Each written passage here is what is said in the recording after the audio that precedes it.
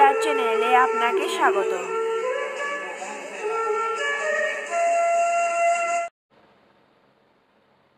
হরে কৃষ্ণ। অনাদিরাদি গোবিন্দের অশেষ কৃপায় এবং সকল ভক্তবৃন্দের সহযোগিতায় আজকে আমরা আবারও উপস্থিত হতে পেরেছি অন্নদা একাদশী। অন্নদা একাদশীর মাহাত্ম্য ব্রহ্মবিবর্ত পুরাণ আছে, যেখানে পিছনে আছে আমার 18টি পুরাণ। একটি পুরাণ হচ্ছে ব্রহ্মবৈবর্ত পুরাণ। তো সেই পুরাণে যুধিষ্ঠির শ্রীকৃষ্ণ সংবাদ যুধিষ্ঠির মহারাজ শ্রীকৃষ্ণের কাছে গিয়ে যুক্ত করে নিবেদন করে বলছেন যে, হে কৃষ্ণ, হে বাসুদেব, তুমি কৃপা করে আমাকে এই ভাদ্র মাসের কৃষ্ণ পক্ষের একাদশীটি কি নাম, কি তার মাহাত্ম্য শোনাও। তখন ভগবান শ্রীকৃষ্ণ যেভাবে বলেছিলেন ব্রহ্মবৈবর্ত পুরাণে, সেটি হচ্ছে অন্নদা একাদশী আজকের মাহাত্ম্য। শাস্ত্র বলছে একাদশীর মাহাত্ম্য যারা পাঠ করেন তাদের যেমন যুগ জনমের পাপ বিদূরিত হয়। এই একাদশীর মাহাত্ম্য যারা শ্রবণ করেন, আমার সামনে বসে যারা শুনছেন, স্বাস্থ্যবিধি মেনে বসেছেন, কিংবা যারা লাইভে শুনছেন, তাদেরকে বলা হয়েছে যারা শ্রবণ করবেন, মানে এই একাদশীর ব্রত মাহাত্ম্য শ্রবণ করবেন, তাদেরও যুগ জনমের সমস্ত পাপ বিদূরিত হবে, তারা প্রচুর পুণ্যবান হবেন।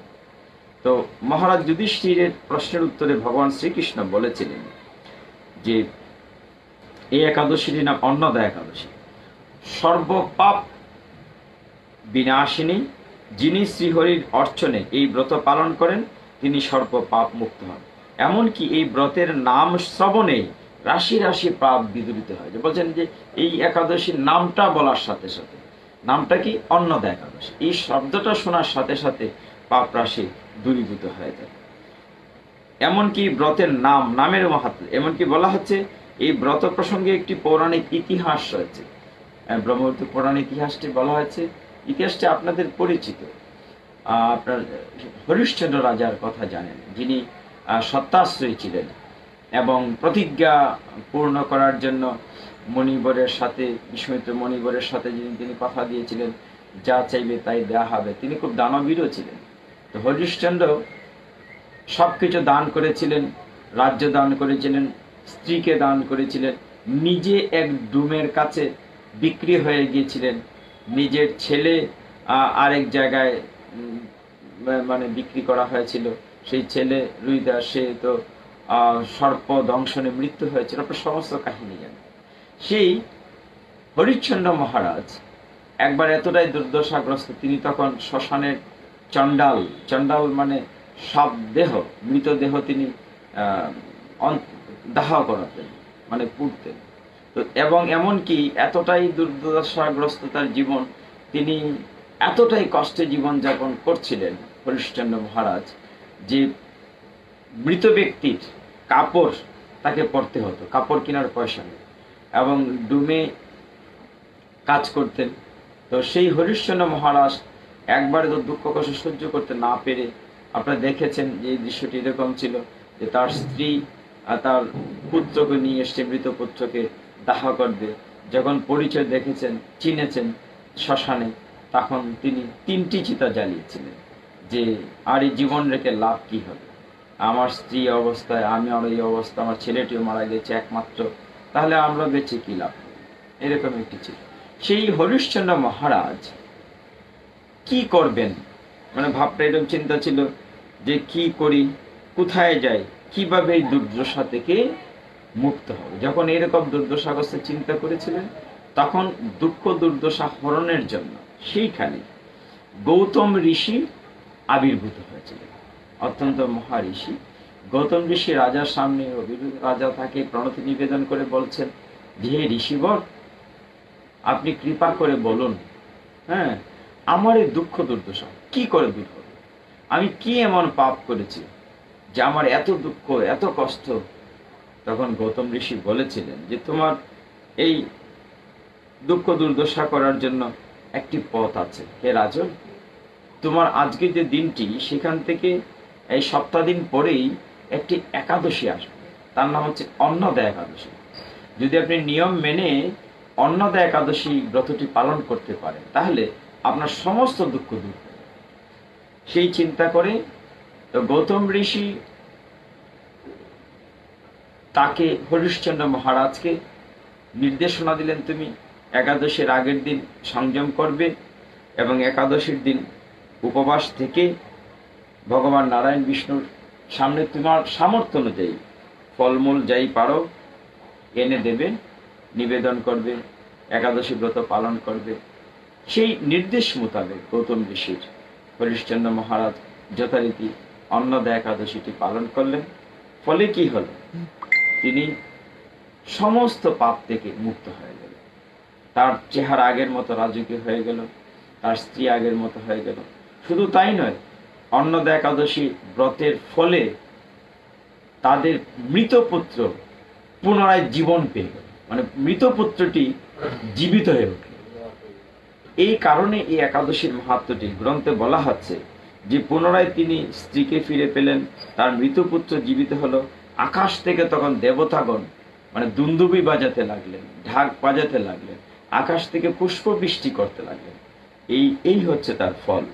নিষ্কণ্টক তিনি আবার রাজ্য পেয়ে গেলেন এবং সে রাজ্য তিনি ভোগ করলেন দীর্ঘদিন নগরবাসী সহ। এবং যখন জীবন তার শেষ হলো, জীবন অন্তে তিনি এবং নগরবাসীরা, এই রাজ্যের যারা মৃত্যুবরণ করলো, তারা সকলেই এই অন্নদা একাদশীর পুণ্যের ফলে তিনি আবার দিব্যদেহ ধারণ করে সরাসরি ভগবত ধামে বৈকুণ্ঠ ধামে পৌঁছে গেলেন। হরিবল। তো এইভাবে বলা হচ্ছে যে মানুষ নিষ্ঠা সহকারে এই ব্রত পালন করে তিনি শ্রীহরি চরণে ভক্তি লাভ করে অবশেষে দিব্য ধামে গমন করেন। এই ব্রতের মাহাত্ম্য পাঠ এবং শ্রবণে অশ্বমেধ যজ্ঞের সমান ফল লাভ করা যায়। যাই হোক, হে ভক্তগণ, আজকের এই তিথিটি আপনারা নিশ্চয়ই অনেকেই একাদশী ব্রত পালন করেছেন। আমি একটু সহজ করে বলতে চাই, অনেকেই বলেন যে একাদশী পালন যে করব, না খেয়ে থাকাটা তো কঠিন, এতে দেহের ক্ষতি হয় কিনা। একটু উল্টোভাবে বলি, মেডিকেল সায়েন্স কি বলছে যে আর নর্মালি আমাদের যে অন্ত্র আছে, পাকস্থলী থেকে মানে মুখ গহ্বর থেকে একেবারে গলনালী থেকে পাকস্থলী, তারপরে স্মল ইন্টেস্টাইন, লার্জ ইন্টেস্টাইন, ক্ষুদ্রান্ত, বৃহদান্ত্র, তারপরে রাস্তার মধ্যেখানে বিভিন্ন অগ্নাশয়, পিত্তাশয়, বিভিন্ন রস পড়ছে। সবকিছু মিলে পাকস্থলীর ভিতরে মেমব্রেনগুলি এরকম কাঁপছে যে আমাদের খাদ্য হজম করার জন্য এরকম পরিশ্রম করছে। তো এদেরকে যদি মাঝে মধ্যে বিশ্রাম দেওয়া যায় তাহলে কি হবে, তাদের শক্তি, সঞ্চিত শক্তি বৃদ্ধি পাবে। যেমন আমরা যখন ছেলেবেলা স্টুডেন্টস লাইফে হাই জাম্প, লং জাম্প দিতে গিয়ে আমরা পিছনে গিয়েছি, পিছনে গিয়ে দৌড়ে এসে জাম্প দিয়েছি। কেন? পিছনে গিয়ে আমরা শক্তি সঞ্চয় করেছি, তারপর সেই শক্তিটাকে কাজে লাগিয়েছি। কাজে আমরা যদি মাঝে মধ্যে উপবাস করি স্বাস্থ্যের জন্য ভালো। আর উপবাস মানে এখানে বলা হচ্ছে নট অনলি ফাস্টিং, না খেয়ে থাকা নয়। উপবাস শব্দের অর্থই হচ্ছে উপমানে নিকটে, বাস মানে বসবাস করা। উপবাস মানে গোবিন্দের নিকটে বাস করা। নিকটে আমরা কি করে বাস করব? অন্যদিন হয়তো গীতা পাঠ নিয়মিত করি না এতটা সময় নিয়ে, কিন্তু আজকে যদি আমরা বেশি সময়, আজকে অনেকে রাত্রে জাগরণ করবেন, অনেকে হরিবাসর করবেন। তো একাদশীর দিন আমরা ভগবানকে একটু বেশি সময় দেব নিজের জন্য।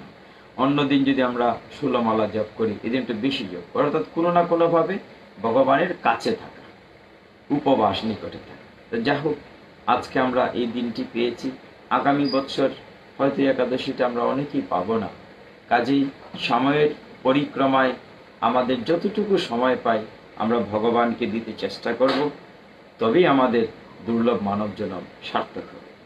করবেন অনাদিরাদি গোবিন্দ কলিযুগ পাবন অবতার চৈতন্য মহাপ্রভু রূপে পৃথিবীতে এসে তিনি অত্যন্ত সহজ করে যে দিয়ে গিয়েছেন, সেটি হচ্ছে হরিনাম সংকীর্তন। আমরা হরিনাম সংকীর্তন করে শেষ করব আজকের অন্নদা একাদশীর গীতা পাঠ।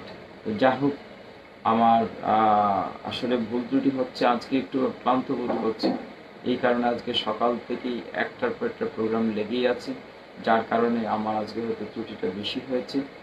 আমার ত্রুটি আপনারা নিজ গুণে ক্ষমা করবেন। আর আজকে আমরা এখানে বিশ্রাম নিচ্ছি। অনাদিরাদি গোবিন্দের চরণ কমলে আমরা ক্ষমা চেয়ে নিচ্ছি অন্তত আমি। আমরা সকলে মিলে হরে কৃষ্ণ মহামন্ত্র 3 বার জপ করে শেষ করব। হরে কৃষ্ণ কৃষ্ণ কৃষ্ণ হরে হরে, হরে রাম রাম রাম হরে হরে, হরে কৃষ্ণ কৃষ্ণ কৃষ্ণ হরে হরে, হরে রাম রাম রাম হরে হরে, হরে কৃষ্ণ কৃষ্ণ কৃষ্ণ হরে হরে, হরে রাম রাম রাম হরে হরে। ওম যদস্কর পরিভ্রষ্ট মাচ্ছন্তি যদ্ভবেৎ পূর্ণং ভবতু তৎসর্বং তৎপ্রসাদাৎ জনার্দনম।